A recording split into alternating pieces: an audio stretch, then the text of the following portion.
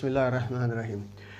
दोस्तों अस्सलाम वालेकुम रहमतुल्लाहि व बरकातुहू। मेरा नाम शाकिर रज़ा ख़ान है और आप इस वक्त देख रहे हैं शादीहमारी.com मुस्लिम मैट्रिमोनियल वेबसाइट का यूट्यूब चैनल शादी हमारी। शादी हमारी की निस्बत सीरीज़ के अलावा भी बहुत सारी चीज़ें जिस पे ये प्लेटफॉर्म हमारा काम कर रहा है, जैसे कि आओ रोको तलाक को है, करो निकाह रोको ज़िना विवाह आतंकवाद जैसी सीरीज़ पे भी हम लोग लगातार काम कर रहे हैं। आज जो आप एपिसोड देख रहे हैं वो विवाह आतंकवाद का एपिसोड है और विवाह आतंकवाद के एपिसोड की ये अगली कड़ी है। और विवाह आतंकवाद की एपिसोड में जो बात हम आपसे समझाना की कोशिश कर रहे हैं और कहने और बताने की कोशिश कर रहे हैं, या जिस तरफ उम्मत मोहम्मदिया सल्लल्लाहु अलैहि वसल्लम का जहन लाने की कोशिश है हमारी, वो ये है कि उम्मत मोहम्मदिया की बेटियों की तरबियतें जो की जा रही है उसमें जो सबसे बड़ी खामी है उस खामी को दूर करने की कोशिश है। और उस खामी पर खुल के बात हो, उस खामी पर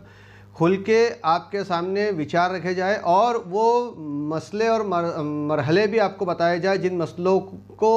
दूर करने के लिए क्या किया जाना चाहिए, वो भी बातें हम इस सीरीज़ में कर रहे हैं। सीरीज़ में आज जो मैं आपसे बात कर रहा हूँ, जो मुस्लिम बेटियाँ अचानक से एकदम से इतनी ज़्यादा नॉन मुस्लिम लड़कों से शादियाँ कर रही है, उन नॉन मुस्लिम लड़कों से की जाने वाली शादियों के पीछे के राज क्या है, उसके सबब क्या है, और ये पूरी कॉन्स्पिरेसी रची कैसे गई है, इस कॉन्स्पिरेसी को फंडिंग कैसे की जा रही है, इस कॉन्स्पिरेसी को चलाया कैसे जा रहा है, इसमें सरकार का और एडमिनिस्ट्रेशन का कितना रोल है, ये सारी बातों का तस्करा जो है मैंने एक वीडियो में कर दिया है ताकि बार बार हर वीडियो में उन सारी बातों को रिपीट ना करना पड़े। लिहाजा उसका भी लिंक मैं है तो डिस्क्रिप्शन बॉक्स में रख दे रहा हूँ ताकि आप उस पर भी जाकर के देख सके और सुन सके और जान सके उन सारी बातों को जो मैंने अभी आपसे कहा।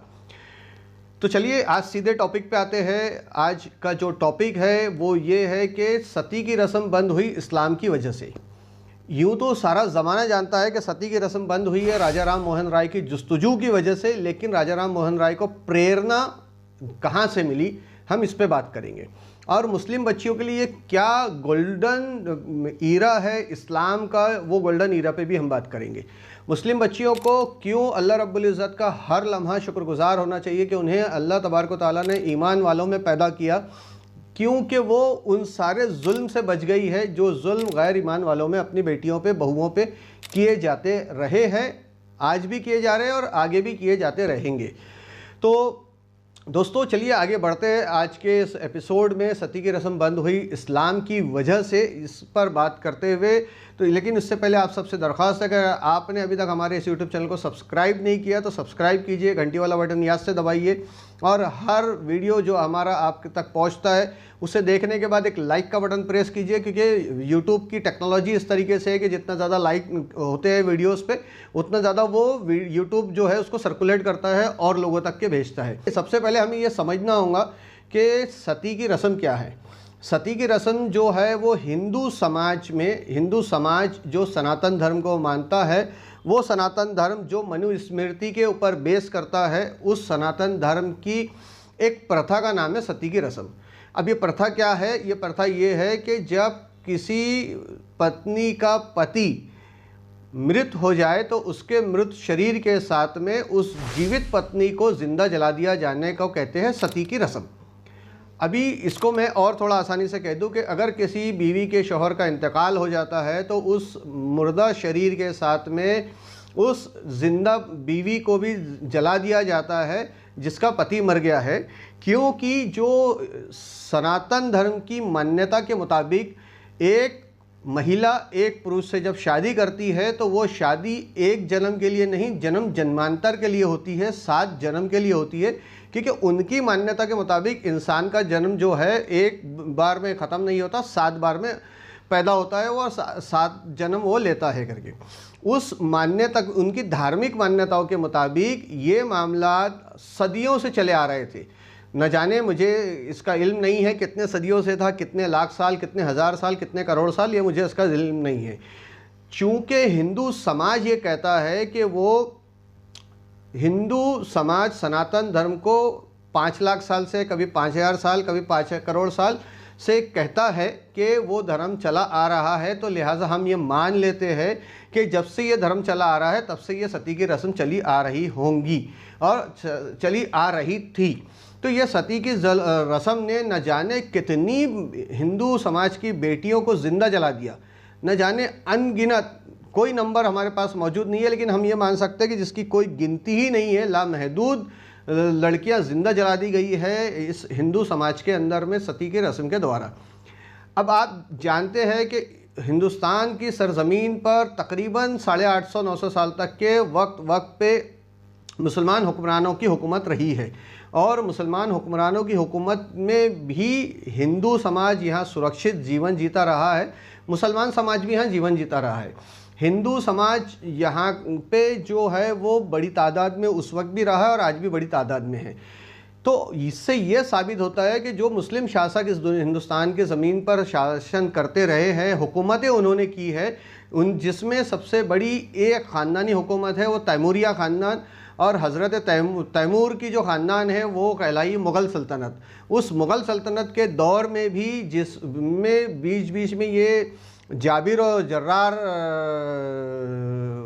बादशाहों के ऊपर में अनगिनत झूठे इल्ज़ाम लगाया करते हैं, जिनमें से एक है सरकार औरंगज़ेब रहमतुल्लाह अलैह। तो सरकार औरंगज़ेब रहमतुल्लाह अलैह के ऊपर में अनगिनत झूठे इल्ज़ाम लगाए जाते हैं। अगर वो इतने जालिम थे तो हिंदू समाज की सती प्रथा को उन्होंने कभी बंद करने की कोशिश क्यों नहीं की? इसका मतलब ये साफ हुआ कि उनके दौर में भी सती प्रथा को आज़ादी से प्रैक्टिस किया गया, यानी कि ये हुआ कि जितने भी 850-900 साल तक के डेस्टिनी में हमको मिलते हैं देखने के लिए, पिछले रिकॉर्ड्स मिलते हैं मुस्लिम शासकों के, मुस्लिम हुक्मरानों के, तो उन्होंने हिंदू रीति रिवाज और हिंदू धार्मिक मान्यताओं के अंदर कभी इंटरफेयर नहीं किया। ये बात साफ हमें यहाँ से समझने और देखने को मिलती है। तो ये बात समझने और देखने को इसलिए भी मिलती है क्योंकि इस्लाम जो है एक कंप्लीट रिलीजन है, और उसको मानने वालों को ये समझना और ये जानना ज़रूरी है, और ज़्यादा ज़रूरी हो गया है इस बात को जानना समझना मुस्लिम बेटियों के लिए ख़ास तौर से, मुस्लिम बच्चियों के लिए ख़ास तौर से, कि इस्लाम उनके लिए रहमत है ना कि जहमत है। और इस्लाम ने जितना प्रोटेक्ट एक लेडीज़ यानी एक औरत के जेंडर को किया है, दुनिया के किसी भी रिलीजन ने एक औरत के जेंडर को इतना प्रोटेक्ट नहीं किया। इतने राइट्स जो इस्लाम ने लड़कियों को, औरतों को दिए हैं, बच्चियों को दिए हैं, उतने राइट्स किसी भी रिलीजन ने नहीं दिए। सती की ये रस्म बता रही है हमें कि सनातन धर्म के अंदर में औरत को राइट्स नहीं दिया गया। इसका मतलब साफ है कि इस्लाम ने जो राइट्स दिया है वो सती की रस्म के सामने में कई गुना ज़्यादा है। यहाँ ज़िंदगी छीनने की बात की जा रही है सती की रस्म में, और इस्लाम में बेटी के पैदा होने पे उसके बाप के लिए उसे रहमत कहा जा रहा है।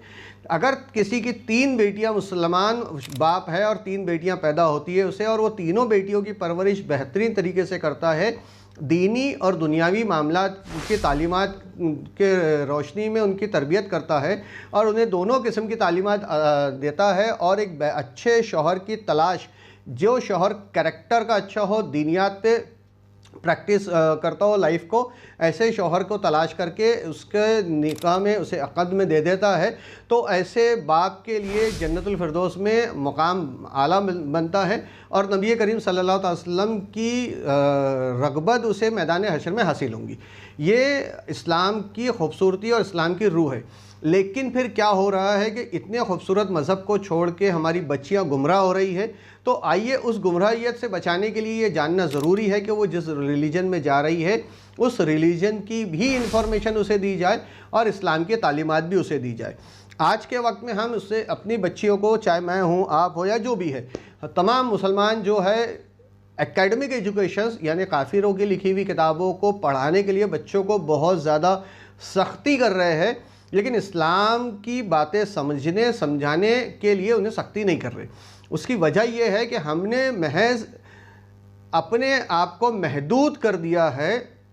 कि बच्ची को न गुस्ल करना सिखा दिया, वज़ू बनाना सिखा दिया, नमाज़ पढ़ना सिखा दिया और कुरान पढ़ना सिखा दिया। इसके बाद की कोई तालीमात हम अपनी बेटियों में नहीं उतार रहे हैं। तो लिहाजा अगर बेटियों में तालीमात ही नहीं उतर रही है तो उसकी वजह से नस्लों में तालीमात नहीं उतर रही है। देखिए, हमें बेटियों की तालीमात पे ज़्यादा जोर देने की ज़रूरत होती है, क्योंकि बेटियों की सारी तालीम तरबियत जो है वो घर के अंदर होती है। बेटों की तालीम तरबियत समाज में हो जाती है, महल्ले, बस्ती, शहर, मस्जिद में, तकरीरों के बीच में, वास के बीच में उसे कहीं ना कहीं से इन्फॉर्मेशन इनपुट हो जाती है, थोड़ी ही सही लेकिन हो जाती है। लेकिन बेटियों को जो भी देना है घर से ही देना है, क्योंकि आप ट्यूशन उसे भेजते हैं इंग्लिश की किताबें पढ़ने के लिए, आप उसे ट्यूशन दीनियात की हदीस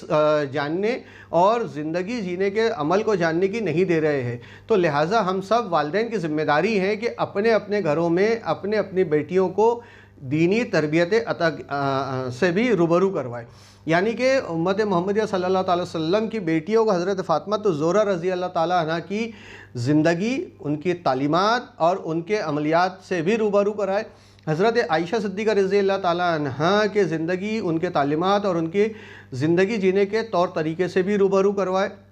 और जो लोग ये समझ रहे हैं कि इस्लाम में बेटियों को इजाज़त नहीं है आगे बढ़ने की, तो वो ये जान ले कि वो सबसे बड़े जाहिल है और ये एक ट्रैप में फंसे हुए हैं। और वो ट्रैप इंडियन पॉलिटिकल सोसाइटी का क्रिएट किया हुआ है, जिसके पीछे एक ऐसा संगठन काम करता है जिसका नाम राष्ट्रीय स्वयं सेवक संघ है। ब्राह्मणवादी संगठन ही ये, वो इस्लाम के ख़िलाफ़ प्रोपेगेंडा बनाने की मशीन है। लिहाजा उनको उनका काम करने दिया जाए। हमें हमारा काम करने के लिए किसी ने रोका नहीं है, तो लिहाजा हमें हमारा काम करने की ज़रूरत है। क्यों गुमराहियत पैदा हो रही है, इसके पीछे उलमा अहले सुन्नत वल जमात भी बहुत बड़े हद तक ज़िम्मेदार है। लिहाजा मेरी दरख्वास्त है उलमा अहले सुन्नत वल जमात से कि 3.5% वाली जमात के बारे में तकरीरें थोड़ा कम कर दीजिए और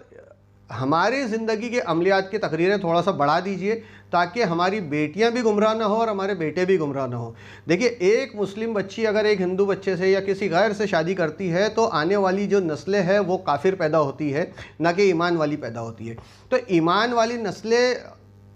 पैदा हो, इसके लिए हमारे बेटों का भी ज़रूरी है कि मुस्लिम बच्चियों से, ईमान वाली बच्चियों से शादी करें। इस तर्क में बिल्कुल भी ना जाए कि किसी को ईमान वाला बनाने के लिए उससे प्यार, मोहब्बत, अफेयर, लव ये सब करे, क्योंकि वो ज़िना है और उसके बाद में उसको ईमान वाला बना भी लिया जाए तो आपकी ज़िंदगी में कोई बहुत बड़ा अचीवमेंट नहीं है, क्योंकि आपने ऐसा करके एक ईमान वाली बच्ची को उसकी शादी से महरूम किया है। तो लिहाजा उसकी महरूमियत के ज़िम्मेदार भी आप होते हैं। तो बहरहाल सती की रस्म की तरफ हम लौटते हैं। ये सारी चीज़ें बताना इसलिए ज़रूरी है क्योंकि बात की गहराई को समझा जा सके। अब आइए सती की रस्म पर वापस आते हैं। तो सती की रस्म जो है वो हिंदू समाज में, सनातन धर्म के मानने वालों में इस प्रथा को कहते हैं कि अगर किसी का शौहर मर जाए तो उसकी बीवी को ज़िंदा जला दिया जाए। यानी उस वक्त में उस औरत को जीवन जीने का कोई अधिकार समाज और धर्म उनका नहीं देता है। जबकि इस्लाम के मुताबिक अगर किसी का शौहर इंतकाल कर जाए तो वो अपनी इद्दत के दिन जो है वो गुजारे, और इद्दत कहते हैं 3 मेंसेस पीरियड्स के आके जाने को। उसका एक साइंटिफिक रीज़न है ताकि उसके शगम में अगर उसके गुजरे हुए शौहर का कोई हमल मौजूद है तो वो वाज़े हो जाए, ज़ाहिर हो जाए, और नहीं है तो इसके बाद वो अपनी शादी के लिए दिगर किसी शख्स को चुन सकती है, दिगर किसी मर्द से निकाह करके, मुस्लिम ईमान वाले मर्द से निकाह करके अपनी ज़िंदगी को शुरू करती है। तो यही चीज़ जो है राजा राम मोहन राय को हमेशा कचोचा करती थी, यही चीज़ राजा राम मोहन राय को हमेशा डिस्टर्ब किया करती थी। चूँकि राजा राम मोहन राय बंगाल के रहने वाले थे और बंगाल आज का जो हिंदुस्तान में बंगाल है उतना बड़ा नहीं था। ये पूरा बांग्लादेश हमारा बंगाल हुकूमत, बंगाल सल्तनत कहलाता था और यहाँ ज़्यादातर मुस्लिम राजाओं ने हुकूमत की है, सल्तनतें रही है, यहाँ मुस्लिम राजाओं की छोटी छोटी हुकूमतें रही है, नवाबदारी रही है, जागीरदारी रही है। तो इस तरफ की पॉपुलेशन मुसलमानों की ज़्यादा थी। राजा राम मोहन राय बचपने से ये देखा करते थे कि जब भी कोई हिंदू औरत का पति गुजर जाए तो उसकी ज़िंदा पत्नी को नशे की हालत में चिता पे बिठा के ज़िंदा जला दिया जाता था। लेकिन कोई भी मुस्लिम घर में किसी शौहर का इंतकाल हो जाए तो उसकी बीवी को ज़िंदा दफन नहीं किया जाता है, बल्कि उसे ज़िंदगी जीने के राइट्स इस्लाम से मिले हुए हैं। और बंगाल में अगर हम ये देखें कि जिस हिंदू समाज के अंदर में, बंगाल के अंदर की प्रथा में हम ये देखते हैं कि अगर किसी को सती नहीं किया जाता था तो उससे ज़िंदगी जीने के सारे राइट्स छीन लिए जाते थे। अब वो राइट्स क्या थे? वो कलर कपड़ा नहीं पहन सकती, उसके बाल पूरी तरह से मुड़ा दिया जाता था, यानी कि चेहरे की खूबसूरती को बेढप कर दिया जाता था, उसके खाने पीने के बर्तन अलग हो जाते थे, वो घर महल्ले समाज की किसी भी खुशी का हिस्सा नहीं बन सकती थी। सारी ज़िंदगी उसे एक अकेले कमरे में, काली कोठरी के कमरे में गुजारनी पड़ती थी। तो ये सारी चीज़ें राजा राम मोहन राय को विचलित किया करती थी। मेरे इस वीडियो को आखिर तक देखो और हर मुसलमान बच्चियों को ये फ़र्क समझाओ कि तुमको अल्लाह तबारक व तआला ने कितना बड़ा तोहफ़ा दिया है ईमान वालों में पैदा करके, और तुम ईमान को छोड़ के अगर कुफरियत में जा रहे हो तो ये जान लो कि जिस जगह तुम जा रहे हो उस मज़हब की मान्यता, उस मज़हब की प्रैक्टिस क्या है ये तुम पहले जान लो, और इस्लाम ने तुमको क्या राइट्स दिए ये भी तुम जान लो। तो राजा राम मोहन राय बचपने से विचलित हुआ करते थे, क्योंकि वो ब्राह्मण समाज में पैदा हुए थे, ब्राह्मण घराने के लड़के थे, अमीर तरीन घराना उनका था, पैसे वाली फैमिली थी। तो ये चीज़ें वो एजुकेशन लेने जब ब्रिटिश राज यहाँ था, ब्रिटिश भारत हुआ करता था उस वक्त में, अंग्रेज़ों ने इस देश को नाम ब्रिटिश भारत दिया था, और ब्रिटिश भारत के दौर में वो अंग्रेज़ी तालीमात से भी तालीम हासिल किए हुए थे, और अंग्रेज़ी तालीमात से हासिल करने के बाद में उन्होंने जब यूरोप के भी दौरे किए तो यूरोप के दौरों में भी उन्होंने देखा कि ईसाई मज़हब के प्रैक्टिस करने वाले और वहाँ के रहने वाले मुसलमान भी पत्नियों को ना दफनाते हैं, ना मारते हैं, ना उनसे जीवन जीने के अधिकार छीनते हैं। तो ये चीज़ उन्हें विचलित करती रही कि हम सिर्फ हिंदुस्तान में ही सनातन धर्म के मानने वालों के अंदर में ऐसी प्रथा क्यों है। तो ये चीज़ उन्हें बहुत बचपने से विचलित करती रही, और विचलित करने वाली चीज़ जब उनके खुद के घर में घटी और उनकी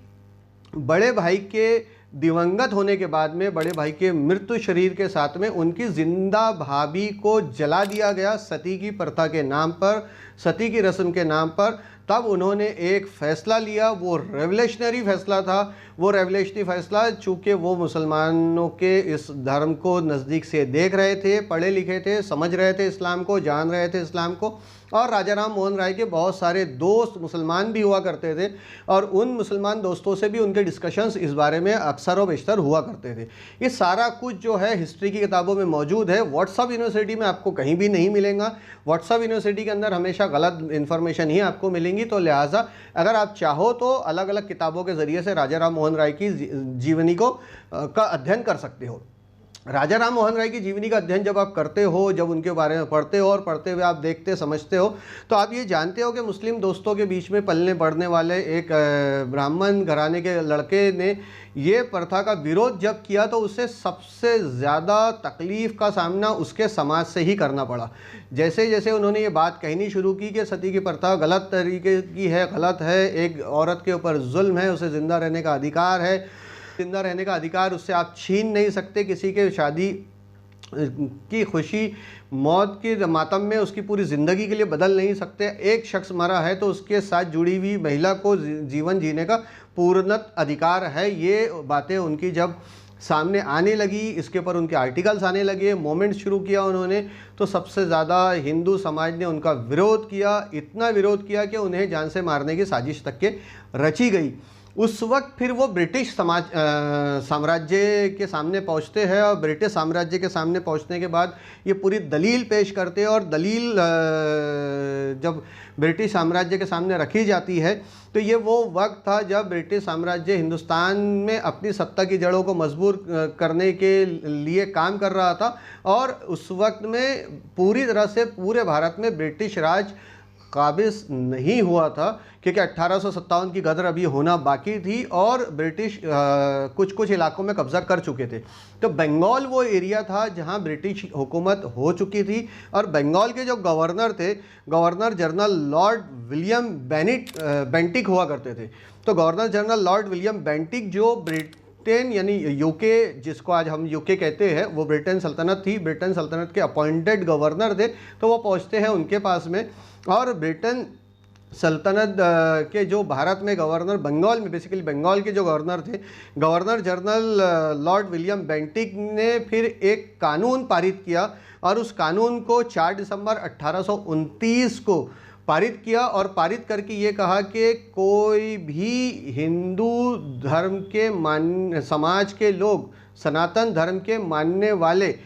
सती की प्रथा की प्रैक्टिस करते हुए अगर पकड़े गए तो उनके साथ कानूनी कार्रवाई की जाएंगी, उन पर कानूनी कार्रवाई होंगी, सख्ती से कार्रवाई होंगी। तो यहाँ हमें ये पता चलता है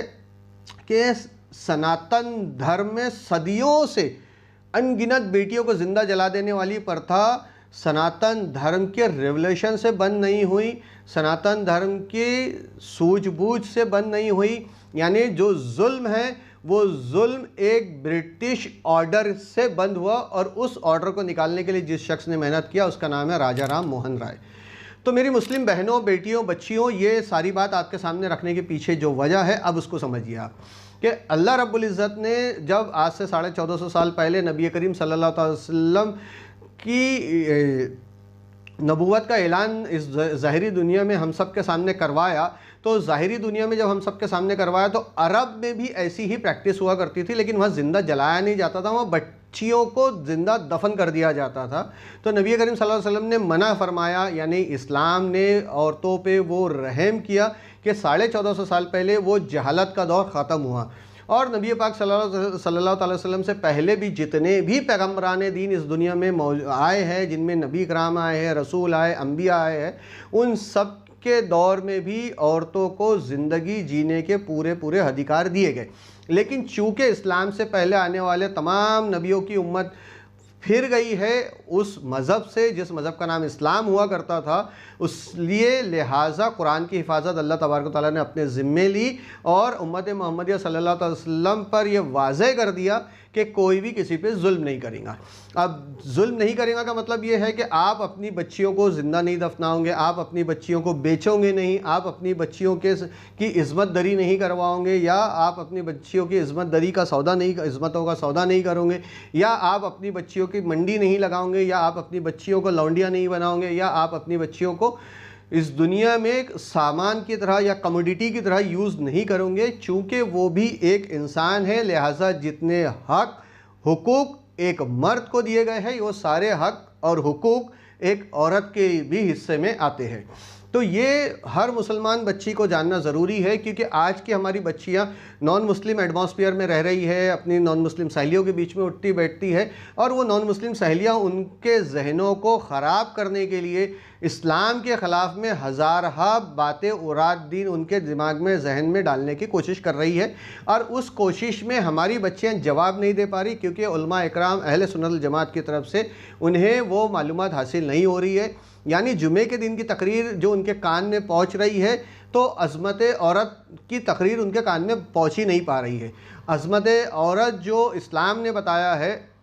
शादीहमारी.com के इस प्लेटफॉर्म से एक छोटे छोटे एपिसोड्स के ज़रिए से मैं लेके चलने की कोशिश कर रहा हूँ, और हर सवालों को काउंटर करने की कोशिश है। मेरी छोटी सी ये कोशिश है, ये मेरी छोटी सी कोशिश आप सबके साथ से बड़ी होंगी इंशाअल्लाह। तो लिहाजा मेरी दरख्वास्त है कि इस इंफॉर्मेशन को हर एक मुसलमान बेटी तक पहुँचाए, हर एक मुसलमान मर्द तक पहुँचाए, ताकि आइंदा जब भी कोई आपसे कहे कि औरतों में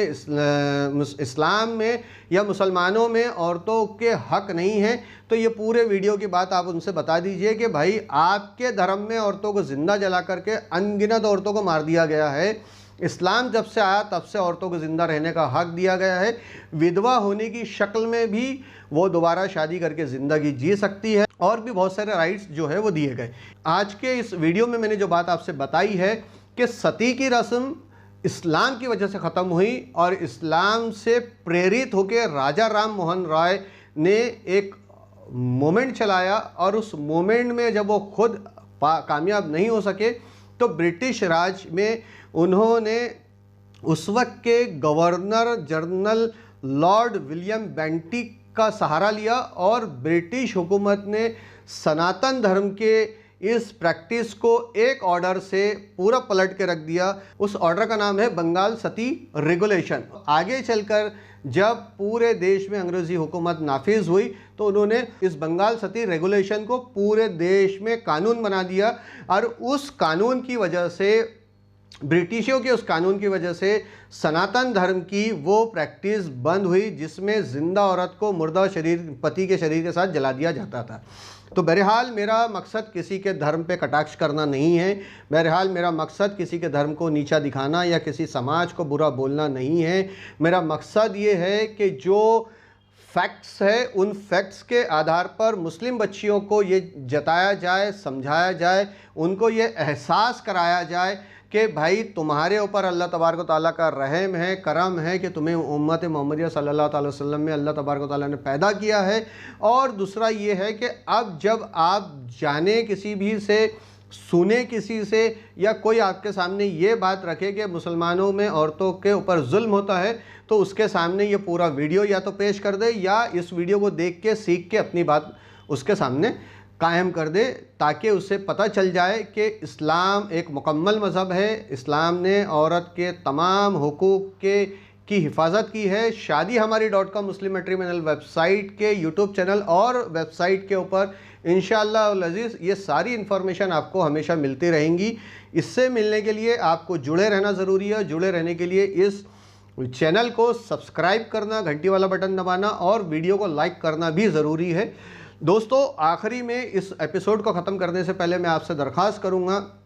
आपने पूरे वीडियो भर में बारकोड देखा है स्क्रीन के ऊपर में। ये बारकोड इसलिए है कि जो आज का वीडियो आपने देखा है, इस वीडियो की जो वॉच वैल्यू आप अदा करना चाहे वो वॉच वैल्यू आप अदा कीजिए, क्योंकि हर एक चीज़ की कीमत होती है और हर एक इन्फॉर्मेशन की कीमत दे करके उसे हासिल करने वाली कौम जो है वो तरक्की करती है। मुसलमानों ने नॉलेज और इन्फॉर्मेशन को फ्री में लेने की जब से रिवायत कायम की है, तब से हम पस्ती की तरफ जा रहे हैं, हम तबाह व बर्बादी हो रहे हैं। और तबाही और बर्बादी से बाहर निकलने के लिए ज़रूरी है कि हर एक इन्फॉर्मेशन की वैल्यू अदा की जाए। तो दोस्तों, इंशाअल्लाह तबारक व तआला आइंदा फिर किसी एक टॉपिक के साथ एक नए वीडियो में आपसे आके फिर मिलूँगा इंशाअल्लाह। आने वाले वक्त में मैं